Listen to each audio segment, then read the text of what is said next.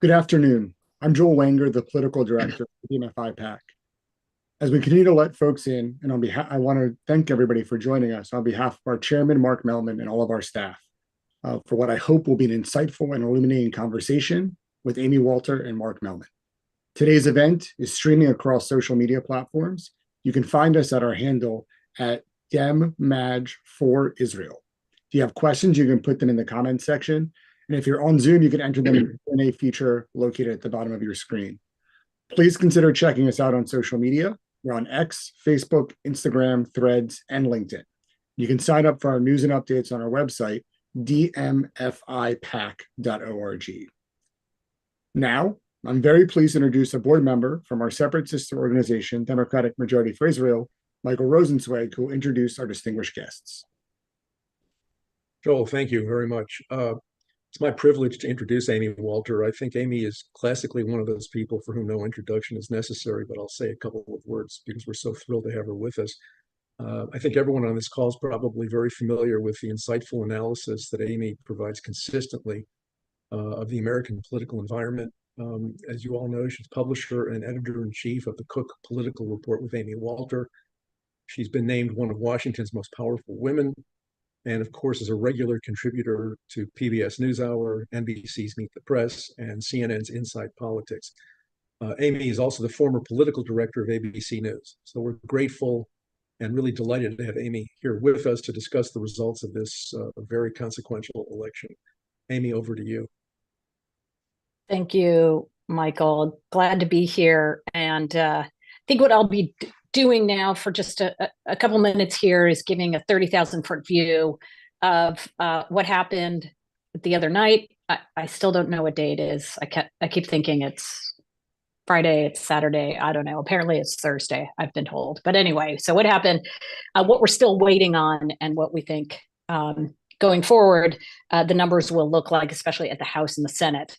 At the presidential level, I think maybe the easiest way to explain what this election was about is that it really was about the fundamentals. And the fundamentals were really, as they often are, much more simple than a lot of folks would like to believe, which is simply this, that when you're an incumbent party, you're an incumbent party with an unpopular president, an incumbent party at a time where 2/3 or more of the population think that things in the country are going off track, and where the aftershocks of both COVID and the very quick and pretty traumatic rise in inflation mean that most voters are still pessimistic about the state of the economy, despite the fact that there have been clear signals of its strength.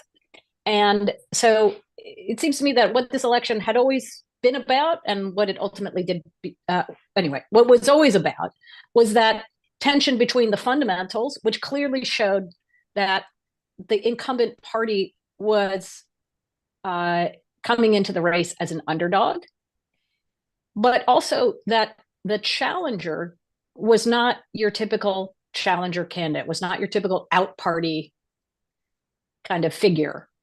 This person was also an incumbent.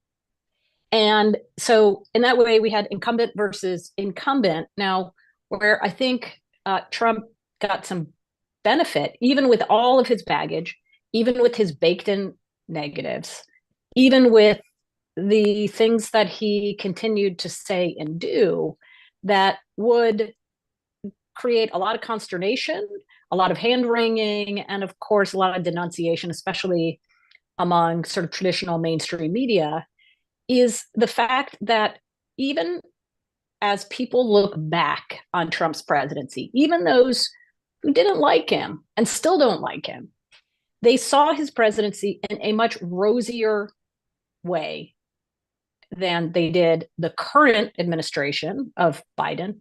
But it was even rosier than when he was sitting in office. And this was the challenge that the Harris campaign, and well, before them, obviously, the Biden campaign was always up against, which is which were voters going to decide was the bigger risk.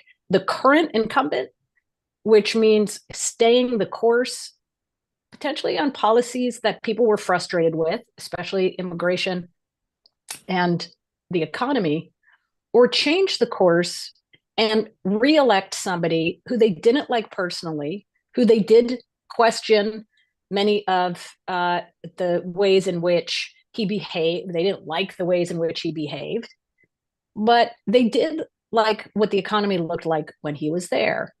I think it was really telling that in the last set of polls that came out, the national set of polls that came out from all of the big major networks, Trump's retrospective job approval was in the positive territory. As president, Donald Trump was never seen in a positive territory in his job approval rating.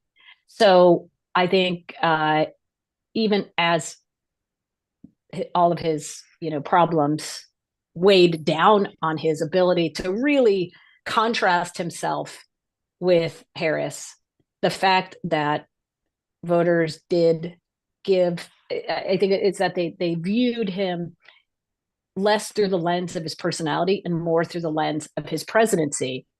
And that was something obviously that Harris worked very hard to shatter, was to try to make the case that, number one, she had economic ideas that were going to help the middle class. She was on the trail talking about this. Their advertising was overwhelmingly focused on the economy.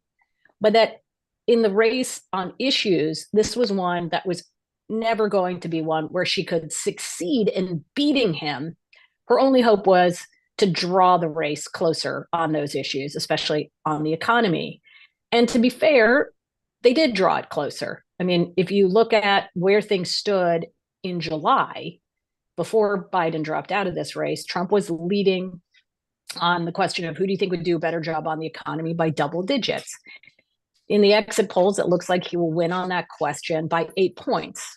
Again, that's still losing, but the odds were that had Biden been the nominee, it would have been a larger number if those numbers held up from July. The thing that I looked at pretty consistently that was telling us a lot about what the election was ultimately going to come down to are two questions. One, we did some of our own polling. We worked with a Democratic firm, BSG, the Benenson Group, and then with a Republican firm, Greg Strimple and his group, GS Strategy Group.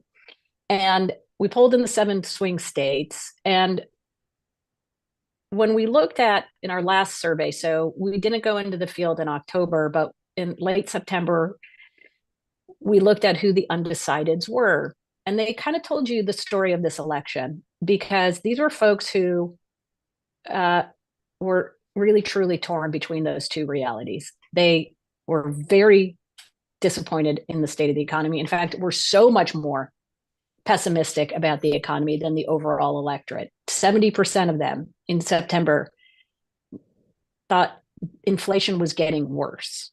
Right. So this isn't just, oh, I'm feeling the sort of hangover effect from high prices. These are people who are saying, I think prices are still climbing. So their pocketbook issues were really a big factor for them. At the same time, they said they didn't like Donald Trump. And so these voters also tended to be younger. They were more diverse group of voters. And then when I looked at this other group, there was another group of voters that we spent a lot of time with. If you look at this group of people who say, and we asked the question this way, do you think, how do you feel about Donald Trump? You like him, you like his policies. Pretty consistently, 35% of that swing state electorate fell into that category. Do you dislike him and also dislike his policies? That's 47% of the electorate. So right there, you see that, where Harris or theoretically any Democrat starts in the swing states is about 47%. Those are the people who just aren't going to vote for Trump really under any circumstance. Trump starts with 35%, people who will vote for him no matter what. But then if you go into that middle group of people, who are they? These are people who say, I don't really like him personally, but I do like some of his policies.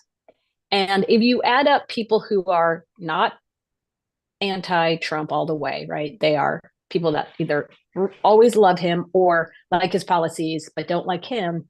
That's 53% of the swing state electorate. And so the question was always, what's going to happen to those people in the middle, that 19 to 28% of voters who really feel that push and pull? And it seems to me that at the end of the day, those voters decided that they were getting pulled more by their economic concerns than they were getting pulled by their concerns about Trump's behavior. And in fact, I think the fact that Harris will end up, and it's not, we don't have the final data yet, but in most of these states, she's going to end up 47, 48, 49%, tells you that, she got all of those anti-Trump voters, but wasn't able to convert enough of those the skeptical on Trump voters. The other thing I think that is important to appreciate, and this comes down to a question on do campaigns matter? Do candidates matter? And the good news for those of us who love politics and love campaigns and love candidates and think they matter and campaigns matter, I think this election proved that even in a pretty big way. The first is, if we look just at the national vote, right now, Trump is leading in the national popular vote 51% to 48%. Now we're waiting on millions of votes to be counted, and many of them are from blue states. So I expect this number is going to be closer at the end of the day. So maybe 50-48. Let's say that's where it ends up. So Trump winning the popular vote by 2 points, which is a 6-point swing from 2020, which is why in the states that nobody was paying attention to, say New York or Virginia or New Jersey, you saw a shift of basically 5 or 6 points to the right. In the states that were contested, in the states that were the battleground states, Harris is going to end up losing by small margin. And the shift there from where it was in 2020 is not as dramatic. It's anywhere from a point to maybe 4 points, the difference, the shift from Biden to Trump. And again, that's still not enough to win those states for Kamala Harris, but it does tell you that putting money and effort and campaigning in those states did make a difference. The other thing that I find really, really fascinating is the fact that, and again, this is just, I'm not just saying this for Mark Mellman's sake, but I do think the polling industry got a lot right this time. One thing the polls continued to show over the course of the campaign was how much better Democrats were doing in many of these swing states than the top of the ticket, than Harris or Biden, and how much worse Republicans were doing than Trump. Now, we always knew these numbers were going to close. There was no chance that, you were going to see in a state like Nevada or Arizona, where the Democrat was running ahead, the kind of margins that the polls were showing, right? That they weren't going to win these by it wasn't going to be a huge difference, but it was going to be a big enough difference to matter, a big enough difference to make up for Harris losing those states. But we also saw it in those blue wall states like Wisconsin and Pennsylvania and Michigan, all of those Democratic candidates doing just a bit better. And at the end of the day, that's exactly what happened. Now, Nevada has still not been called, though it does seem as if Rosen will be able to narrowly hang on to her seat there. Again, that will be an overperformance from where Harris ended up. Pennsylvania, McCormick looking like he is going to be able to unseat Casey. We still waiting on the final numbers there. But even so, Casey will have outperformed Harris. And then, of course, the places where Democrats did not just do better than Harris, but held on to those seats were Wisconsin and Michigan. What I find, as I said, fascinating is we can look at it two ways. You can say, one, what were those Democrats doing right that Harris was doing wrong that allowed them to win? Or you can look at the other side of the equation, because this is the bigger delta, the delta between, Slotkin in Michigan and Harris, or Casey and Harris, is really, really tiny. But between how a Mike Rogers, how a Casey, how a Hovde did in those states, and Trump is bigger. And so what's going on there is just, to me, as interesting as anything else. Because if it's saying, I don't know what, that look, none of those candidates ran as anti-Trump candidates. So, your first instinct would be to say, oh, well, the reason that those Republicans couldn't hit Trump numbers is that they were anti-Trump, or they just weren't willing to embrace Trump. They all did. They all got Trump's endorsement. The other thing you could say is, well, they weren't able to spend the same amount of money. They didn't have the same name ID. And that's true too. But Trump's coattails were just not apparent. In other words, if he had really, really big and deep coattails, if what was happening was not just that this was an election where the Democratic candidate lost, but where we're seeing a dramatic repudiation of Democrats writ large, then I think what you would see is bigger coattails for you would see bigger coattails for the down ballot candidates than we actually saw. When it comes to the House, you can see that as well. We're probably going to end up having more districts carried by both a Democrat and Trump than we will districts carried by Harris and a Republican. Now, we still have, I can't remember what the total number is, maybe 18 or so districts that are still not called.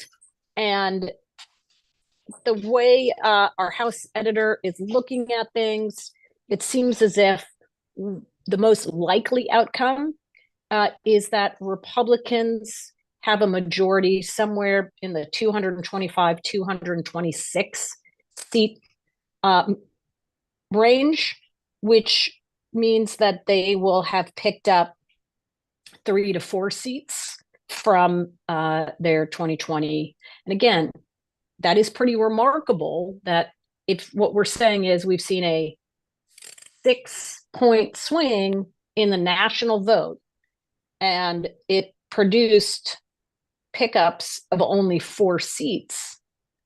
I think that tells us a couple of things. One, that our House map is already pretty well sorted, and that big swings didn't have as much of an impact because, let's face it, there aren't that many vulnerable seats out there in the ways that there used to be. So where a 4 or 5 point swing isn't enough to shift races, because most of the blue seats are insulated enough and most of the red seats are insulated as well. But in the races that were really, really close, the fact that Democrats were able to hold on or to win, both at the Senate and the House level, I think suggests that, one, it is that candidates and campaigns matter a lot, how they presented themselves, how well they did if they were incumbents, and in staying in touch with their communities. But I do think it also means that we should be careful about making these broad, sweeping generalizations about, what this election says writ large, either about the kinds of voters that come out for Democrats or Republicans, about ways in which the parties did better or worse on certain policies, and even what it says going forward for 2026. This was definitely an election in which as I said, the driving force being frustration with an incumbent party and a continuation of our polarization. The fact that Republican success came really only because of success in 3 red states and 1 purple state, which is Pennsylvania, rather than a sweeping win by taking all of the swing state Senate races as well as all of the swing House races. So why don't I leave it at that, and we can talk more through Q&A. Amy, thank you very much for that. We'll hear more from Amy in a moment, but right now it's my privilege to introduce Mark Mellman. Mark is one of the nation's top pollsters and strategists. I think many of you know that he is co-founder and president of Democratic Majority for Israel, and is also the CEO of the Mellman Group, a polling and consulting firm whose clients include leading political figures, Fortune 500 companies, some of the nation's top and most important public interest groups. Mark has consulted in the campaigns of 30 U.S. senators, a dozen governors, over 3 dozen U.S. representatives, and many, many more state and local officials. So he is very well known in his field. He's past president of the American Association of Political Consultants, and so he's very well respected by his peers in the consulting industry. And he's also a member of that organization's Hall of Fame. But Mark, we're very lucky to have you with us, and I'm happy to turn it over to you. Thank you very much, Michael. It's a pleasure to be with you. We have literally hundreds of people on this program.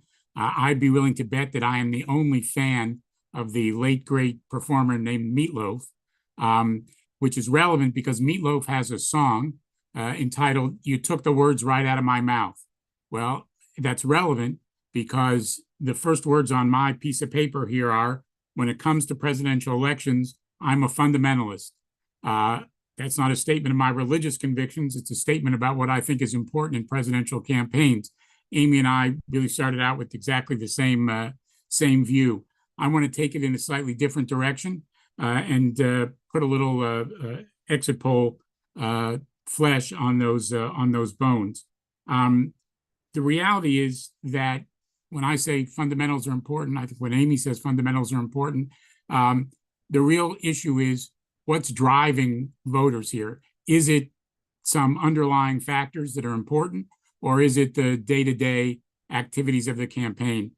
Some academics a few years ago looked and found, I believe, over 70 moments in a presidential campaign that were labeled game changers by the press and others, and found that not one of them actually impacted the polling, the horse race at all. So we tend to overuse that phrase, but we think about the campaigns, the candidates, and so on. They are important for the reasons Amy suggested when we get something that's different from the baseline. But what's the baseline? Well, the baseline is the fundamentals, and this race is coming pretty close to the fundamentals.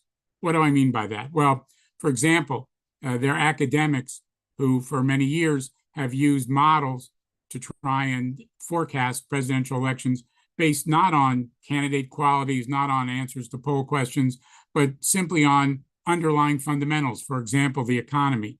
Ray Fair from Yale, one of the first people to do this, has a model that basically has some economic variables in it, and also just a question about, or an indication of whether an incumbent is running or not, which party is the incumbent party. And Ray Fair months ago predicted that this, based on these data, predicted that this would be an election somewhere between 47 and 49% of the vote for Kamala Harris, depending on how the economy broke, and 49% toward the end. That's exactly the number that Amy said is likely to be 48, 49, likely to be the outcome in terms of the popular vote. There's other people that use presidential approval and the economy, and they came out with a forecast that is 48%, which I think is exactly the number that Amy suggested, but very close to the number we're at now, about 47.5% for Harris. These basic fundamentals, how do people regard the incumbent president? How's the economy doing? Predicted this election, presidential election, almost exactly, almost precisely. You didn't need to know anything about the candidates. You didn't have to know anything about who they were, about what they said, about what their positions were, about what the issues were, about what the news was. You didn't need to know of any of that. You could just predict this election based on knowing a little bit about the economy and a little bit about the president's approval rating. We see echoes of that in the exit poll data too, and I think they're worth taking a look at. So I think they've been sort of under-discussed in some ways. When you look at the exit polls, people who had a positive evaluation of the national economy voted for Kamala Harris by 91 to 8%. 91% of the people had a positive evaluation of the economy. Sorry, 91% of the people who vote, yes, 91% of the people who had a positive evaluation of the economy voted for Kamala Harris. Only 8% voted for Donald Trump.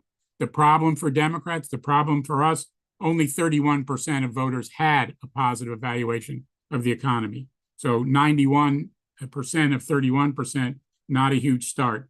On the flip side, 68% of voters had a negative assessment of the economy as it currently stands. 28% of those voted for Kamala Harris anyway, but 70% voted for Donald Trump. 70% voted for Donald Trump. So you see a very significant impact of people's perceptions of the national economy, just as those models suggest. You also see strong correlation between people's perceptions of their own family finances and their voting behavior. People who thought their family finances were getting better voted for Kamala Harris by 82 to 14. 82 to 14. By people who thought it was the same, that there was no change in their family finances, they too voted for Kamala Harris by overwhelming numbers, 69 to 28. The problem, 24% thought their family finances were better, 30% thought their family finances were worse, 46%, just short of half, thought their family finances were worse, and 17% of them voted for Harris, 81% voted for Trump. So again, you see the echoes of these models in the exit poll data. You also see that in terms of presidential approval. Of the people who approved of Joe Biden's performance in office, 96% voted for Kamala Harris, 3% voted for Donald Trump, 96 to 3. Again, the problem, only 40% thought that Joe Biden had done a good job as president. 59% disapproved of his performance in office. And again, 16% of those who disapproved voted for Kamala Harris. 82% voted for Donald Trump. So the economy, presidential approval, that's part of the fundamentals. So is partisanship. How the country is distributed in terms of their partisan allegiances, their partisan loyalties, their partisan identities, because those partisan identities do more to structure their attitudes towards politics than anything else by far. 95% of Democrats voted for Harris, 4% for Trump. Republicans, the mirror image, 5% for Trump, 94% for Harris. Independents voted for Harris by a 3-point margin, 49 to 46. But again, the problem is there are 4 points more Republicans than there were Democrats. When Bill Clinton won the presidency in 1992, there were 6 points more Democrats than Republicans. So again, these things are related. The approval of the president, the situation with the economy, party identification, these are not totally separate silos. They are interrelated, but they show you just how important those factors are in determining the outcome. So again, these fundamentals really did shape the outcome of the race in very important ways. They would have shaped it that way for any Democrat. Could somebody have done better? We'll never know the answer to that. We can't rerun this election under those circumstances and see what the answer is. So we'll just have to live with uncertainty about that. But what we can say, I think, is that this election follows the pattern of other elections historically, that the fundamentals were really critical. This, in many ways, was a contest between whether the fundamentals were really most important or the failures and foibles of Donald Trump were going to be most important to voters. And we have that question resolved. It is the fundamentals that turn out to be more important to voters than the failings of Donald Trump, manifold though they are. There was, for a while, when Joe Biden was in this race, we have to say a sort of third facet to that trade-off between Trump's foibles and fundamentals, and that was whether or not people trusted that Joe Biden had the physical and mental acuity to do the job. And a majority of the country had doubts about that, serious doubts about that possibility. So that's something that was removed from the table when Joe Biden took himself out of the race and Kamala Harris became the nominee. That question was no longer present. So it was really just two sides of this coin. Was it the fundamentals? Was it Donald Trump's failings? And again, the answer, it turns out from voters, is that those fundamentals emerge once again as the most important determinant. Not to say the only factor that mattered here, but the most important. So let me stop there so we have plenty of time for questions. And Joel will lead us in some questions. Thank you, Mark, and thank you, Amy. Thank you, Michael. As we said at the top of this call, if you have questions, you can type them into the Q&A feature if you're on Zoom, or you can add it in the comments on one of our social media platforms. Amy, I'll direct the first question towards you. We have a number of questions in the chat talking about the trend line that was in this campaign of decreased Democratic turnout in key states. Whether that's talking about how, Trump nearly hit his 2020 numbers while Democratic turnout is lower. As we said, a number of key blue states still have outstanding turnout. But, given what we know now, what do you think of some of the factors that led to this decreased voter enthusiasm or just general turnout among the Democratic Party folks? Well, it's an excellent question. And this is the time of the year that I both love the most. I'm with Mark. I love when the election is over because then we actually get to answer the questions that we get asked day in and day out, not just who's going to win, but why they won. So we had two theories of the case. One theory was right, one theory was wrong. Boom, we can explain it, and that's awesome. The one thing we don't have, though, is an explanation of who voted, and we're not going to know that until we get the voter files updated, and then we can really dig into that. We also don't have a final tally of the vote. So I just want people to be wary of when you're looking at some of the numbers, especially even in states where it says, 96% in. Remember, 4% in a big state is still a lot of numbers. So these numbers may change and they will change as we, get further into this month. With all those caveats out of the way, I think the most obvious answer is that the reason that Biden succeeded in many of these states, even by narrow margins in 2020, is that his coalition was made up of the following groups. He won young voters by over 20 points. He won Latino voters by 23, 24 points. He won Black voters by 80 plus points. Harris underperformed with all of those voters. Trump overperformed with those voters. So whichever way you'd like to see that number about, whether you see it as under or over performance. But if you believe the exit polls right now, the fact that Harris did worse, Biden did better among young voters it's a significant difference. It's going from I think it was 23 to now 9-point difference with young voters. So when we talk about, well, how come his number's bigger and her number's lower than Biden's? Well, when you have that kind of shift, that's why. Same with Latino voters. The other thing that we noticed, and I brought this up about the suburban vote, one thing that I think Democrats were counting on, especially in these battleground blue wall states, was that Harris could make up losing younger voters, losing voters of color, by just cranking up vote share in the suburban vote among white women, among white, maybe college-educated men in those areas. What we're seeing right now is actually an underperformance in those areas. She didn't do as well in Oakland County. I think it's by about 4-point underperformance. Oakland County, Michigan.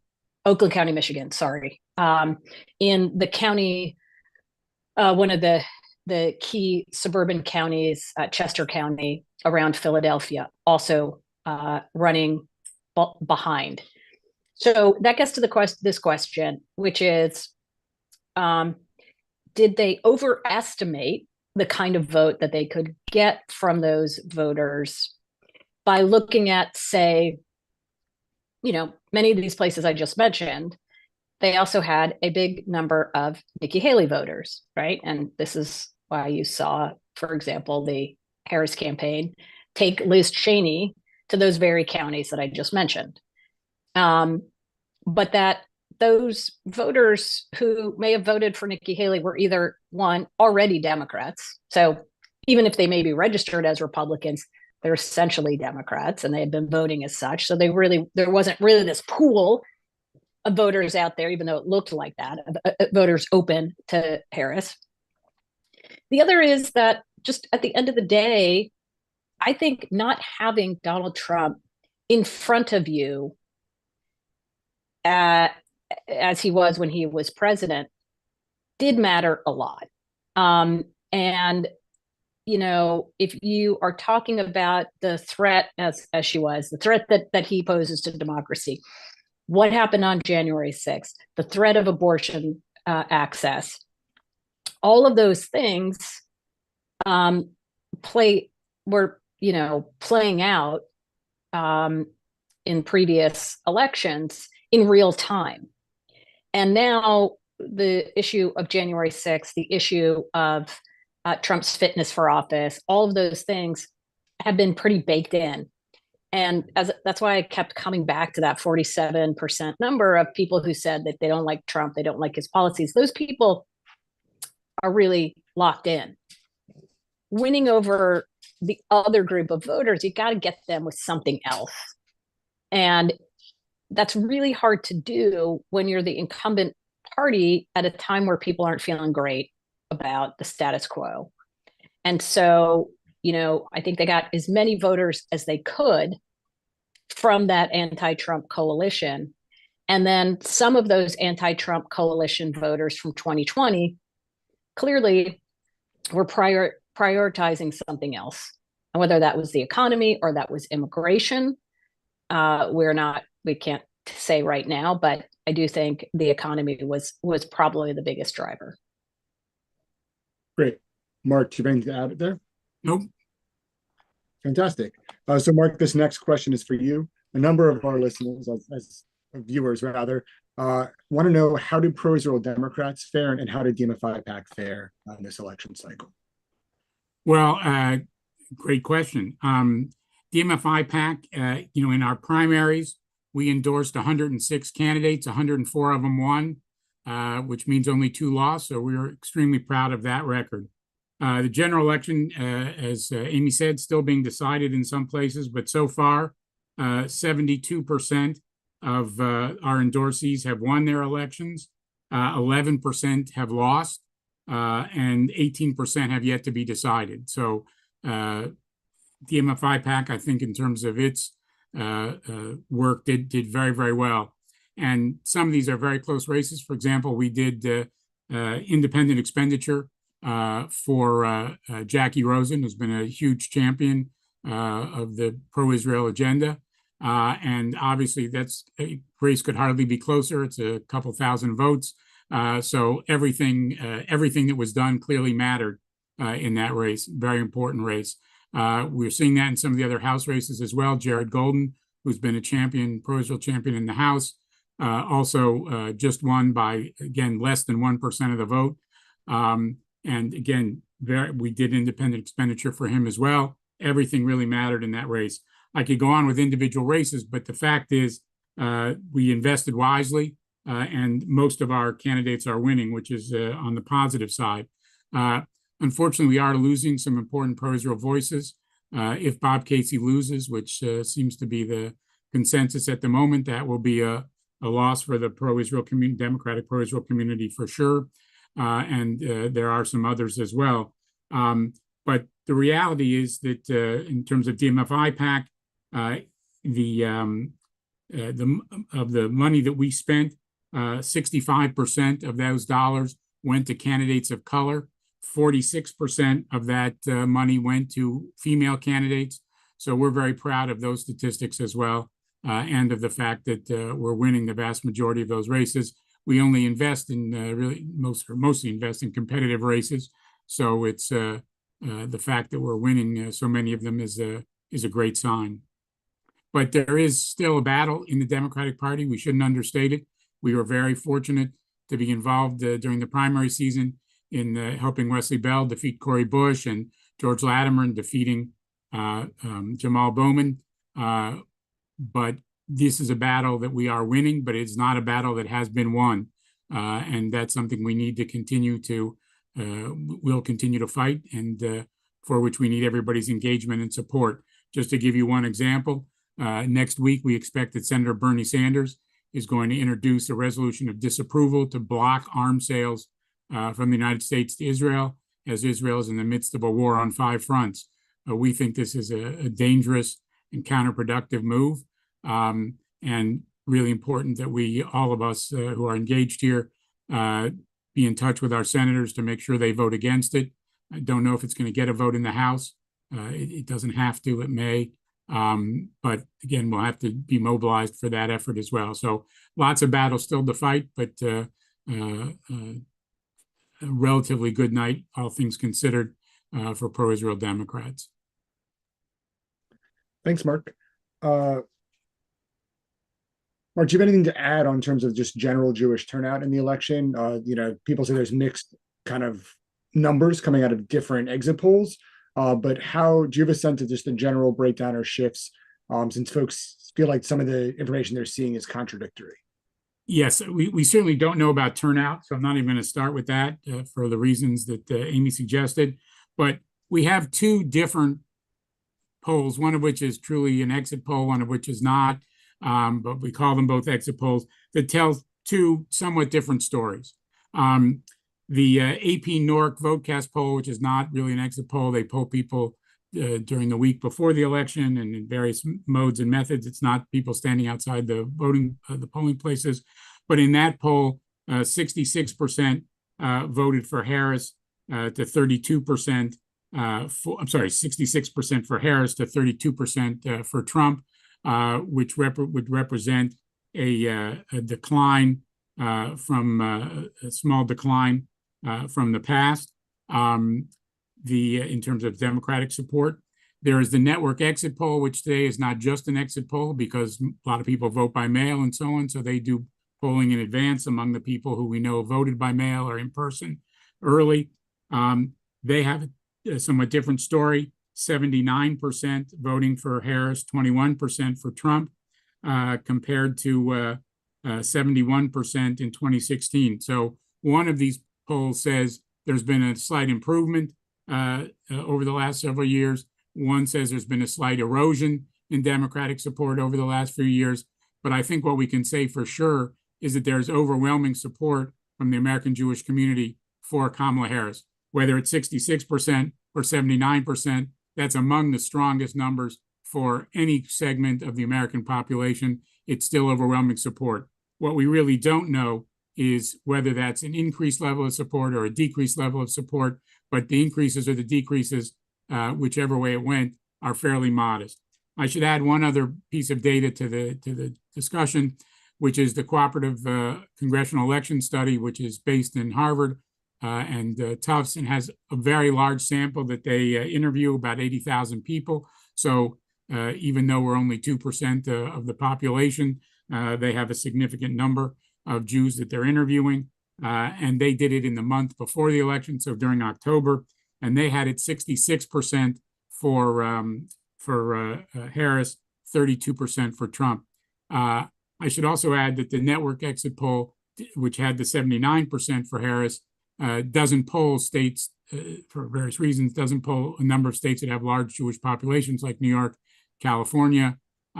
So it's a messy sort of situation. We don't really know the answer, but I think what we can say with certainty, overwhelming support for Harris. Thank you, Mark. Amy, I'll go to you with this next question. Given all the givens of what we know and don't know, the infighting has already begun with those in the Democratic Party, with folks like Senator Sanders saying the party needs to go more to the left. There are folks on the other end saying the party, like Congressman Tom Suozzi, who said it was the embrace of transgender rights, and the ads that were run by the Trump campaign in recent weeks that doomed the Harris campaign. What, if anything, can we actually say at this point in time about whether or not the party needs to tackle left or right in coming elections, or is that all just speculation at this point? Well, it is all speculation, which makes it fun, Joel. That's what we do. Especially when we don't have elections, we just speculate. We just talk. Nobody knows. As you got to live, I don't know if any of you growing up played those games where you get to choose your own adventure. Those books where you're like, do you cross the river with your cattle, or do you stay on this side of the river and, whatever, take your chances. And that's basically what we're trying to figure out. Look, I think I'm going to go back to Mark's point about the fundamentals, which is the biggest problem that Democrats had was the economy. Now, the second biggest problem was a policy problem, which I would argue was the immigration issue, because what it allowed Republicans to do was to cast the Democratic Party as the party that will make you less safe. Now, whether you believe in having more immigration or less immigration, whether you think that Trump exaggerated a lot of these stories about crime coming from migrant communities, what you can't deny is the fact that there were a record number of people coming into this country, whether, by illegally or surrendering themselves to authorities at the border, that just overwhelmed not just the border communities, but the places in which they ended up going to or being bused to, these major American cities. And so that was a real policy choice made by Democrats at the very beginning of the administration. And it wasn't changed until, well, just a few months before the election. And so I do think, would Democrats be in a different boat if the border situation had been different? Again, it's a choose your own adventure. I can't say, if you said, I'm keeping inflation the same, but I'm changing the situation on the border, would that have helped? It might have helped, just in that it took one quiver out of Republicans' arrow, and it took away a pretty potent argument that I think Republicans made and Trump made on the trail, that the Harris administration would not only continue these sorts of policies, but given where she moved to in 2019 on issues like immigration, that which she since renounced, but during 2019, when she was running much further to the left, and those of you in swing states saw those ads about, supporting transgender care for illegal immigrants who were in the federal prison system. But, that, I think that was important, and was an important way to define Harris as somebody who was out of the mainstream, and the Democratic Party is out of the mainstream. And the movement among Latino voters didn't just happen overnight. It is something that has been moving pretty consistently for these last few elections, whether it was, in 2020, and then we saw it in 2022, we see it in 2024. So if you're Democrats and you're looking at that and you say, oh, well, it's about the economy, and as soon as the economy gets back, we're going to win them back, I think that is an inaccurate reading of it. At the same time, I do think that you have to appreciate these elections for what they are. And this was not an open seat election. I think 2028 is going to be a totally different story. If Democrats do go into 2028 with the thinking that, boy, in order to win a national election, or maybe more accurately, this is a better way to say it, if they go into the 2028 election thinking, here's what I need to do to win a Democratic primary, rather than here's what I need to do to win a national election, you may end up in the same place that we saw from Harris in this election, which is, you can win a primary. She obviously didn't, but anyway, she was moving to the left in many ways as a reflection of where the vote was going on the left, and as such, put herself in a really dangerous position in the general election. Biden didn't move as much as all the other candidates who were running that year. And I think that is what helped him win in 2020 in the first place. Great. Thank you. Mark, we're getting a number of questions in the chat, about kind of what role you feel like race and gender played in this election. I think, that's one of the, as Amy said, when we have nothing else to talk about, we talk about theories and ideas, and that's one of the theories and ideas that seems to be rather prevalent, is that, Democrats should never run another woman again for 20 years, or that, America's not ready to have a female Black or half or Asian American Pacific Islander president, et cetera. Kind of what do you see about what are your thoughts on that, I guess? Well, let me try and separate this into two pieces. I did an extensive analysis of the data from the 2016 election, and it was quite clear that a number of the motivations for people voting for Trump over Hillary Clinton were misogyny and racism and xenophobia. There's just no question about that.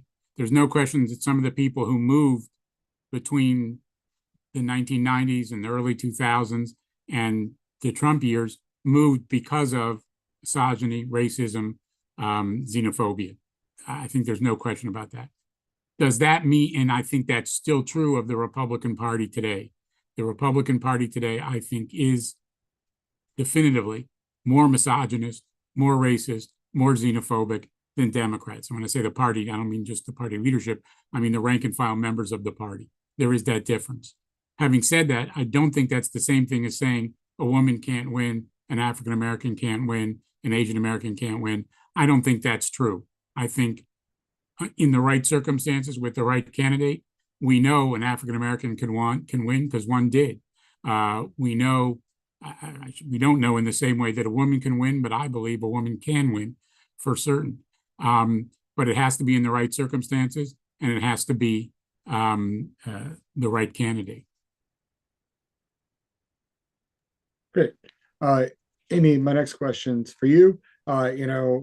We talked some about split ticket voters a little bit earlier during your introductory remarks, but a phenomenon that some folks have had some questions about is, we saw abortion ballot measures outperform Kamala Harris in a lot of places, even in places where outperforming, statewide candidates at other levels in the Senate and other places. Why do you think that is?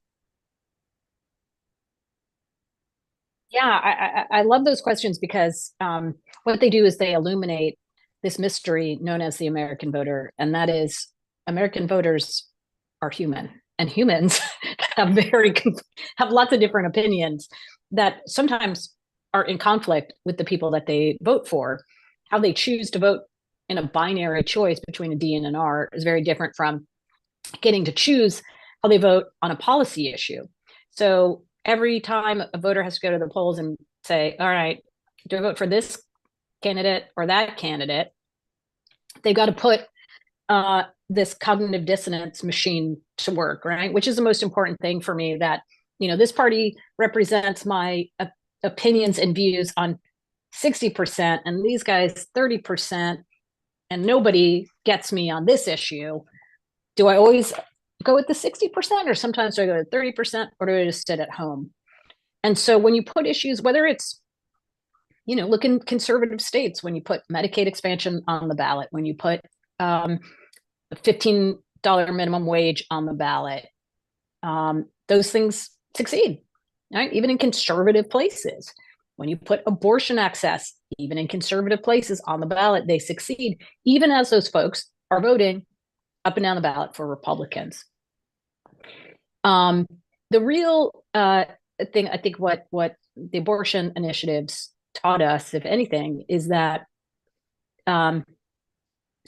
there are plenty of pro-choice Trump voters. And to me, this was one of the things that Trump was really effective at doing, which was downplaying and being able to sort of distance himself from the decision, the Dobbs decision, which his presidency made a reality. And I don't know if you remember what those numbers were, Mark, but what is just, again, you have to remember that most Americans are not following politics like we are. They're normal people. They're not weird political people, okay, who obsess about these things. And the number of people who thought that Biden was responsible for Roe v. Wade being overturned because he was the president when it happened, right? So there's a difference between a voter knowing that this person is responsible for this bill or this action because they were the governor when a 6-week abortion ban passed, or they were sitting in office and they voted for the following piece of legislation, is a lot easier to follow than the court. Trump also is famous about being able to, sort of manipulate his way around getting caught supporting things that are now unpopular. And finally, he never ran as a culture warrior on that sort of thing, on abortion, as much as he did on immigration. And I think that gave him a little bit of a leeway. Finally, I do wonder, look, if you think about life before Harris was the candidate, when Biden was on top of the ticket, and this was especially true after that debate in June, the great worry among Democrats was that turnout was going to crater, and that this wasn't just going to be a blowout at the presidential level, but it was going to be a blowout all across the ballot.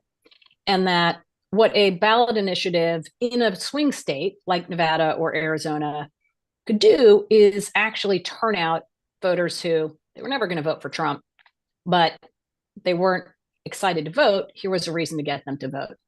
With Harris on the ticket, I think it had the effect in many ways of giving some of those voters who liked Trump, but also were wary about the abortion issue, an opportunity to have your cake and eat it too. Thank you. We're going to do one final question before we turn it over to our Democratic Majority Board co-chair, Ann Lewis. This last question, prognosticating, putting on those hats, what is your way too early prediction for the 2026 election cycle? Mark, we'll start with you. Well, I think it's going to be a very good election cycle for Democrats. Why do I say that? Because midterms tend to be better for the party out of power, and we are definitively the party out of power for these next 2 years. Second, we have the example of Trump's first go-round, and he so alienated people as president that we had a great year in 2018. I'm doing my years correctly. I think he's even more likely to alienate people this time because he has none of the people around him who tended to moderate him during his last presidency, and he has none of the interest in making sure that he's available for yet another term. So this is an opportunity for Trump to go wild, and Trump gone wild is hard to imagine given how Trump normally is, but it's likely to be even worse. Great. Amy? I would tend to agree with that, that, it's usually good for the party out of power. We've had now 9 elections out of 10 that have seen a flip in power of the House, the Senate, or the White House. So I would bet on change. The Senate, of course, is always about, so that's, the House is a little bit easier, and especially because, as I said, we're going to see Republicans with like an 8-seat majority, not a 25-seat majority. Senate's a different story because, as we all know, it's whatever the map is what the map is. It's not all 100 senators up. It's just that third that are up that year. Now, Democrats are playing some defense in places like Georgia. This is John Ossoff's cycle. So that will be an important seat to defend. And then in terms of the open or competitive seats on the Republican side, Maine would probably be the easiest with Susan Collins. I would be surprised if she ran again. She might, but I would not bet on that. But then you got to knock off, places like North Carolina and Ohio. Not impossible, North Carolina being closer, but to make up the 4 or so seats lost, you're going to have to go into some red country in order to make up for that. Great. Well, thank you, Mark. Thank you, Amy. And thank you to all of our attendees for joining us. I'm going to turn it over now to Democratic Majority for Israel Board Co-Chair Ann Lewis to close this out. Well, thank you. Thank you, Joel. Thank you, Mark and Amy. And thanks to all of you who are listening in. We came into this election knowing the stakes were high for the strength of democracy and democratic policies here at home, and support for the U.S.-Israel relationship even more crucial since the barbaric attacks of October 7th. Well, going over the latest results today, listening to our terrific speakers, I have to say the stakes before us are even higher. After 2 years of the results of the Dobbs decision, we've seen 2 years of vulnerable women turned away from life-saving care. I have to say how proud I am of the candidates DMFI supported who are out there standing up for basic rights like women's health. I'm proud of our support for elected leaders who stand up and speak out against anti-Semitism. And you've heard twice about Jackie Rosen today from Amy and from Mark, but I'll add my own shout out because she's been such a leader. And I'm proud of the record of our support for Israel. Right now, as we speak, we have been working to stop Bernie Sanders' attempt once again to deny Israel the means to defend itself, even at such a crucial moment.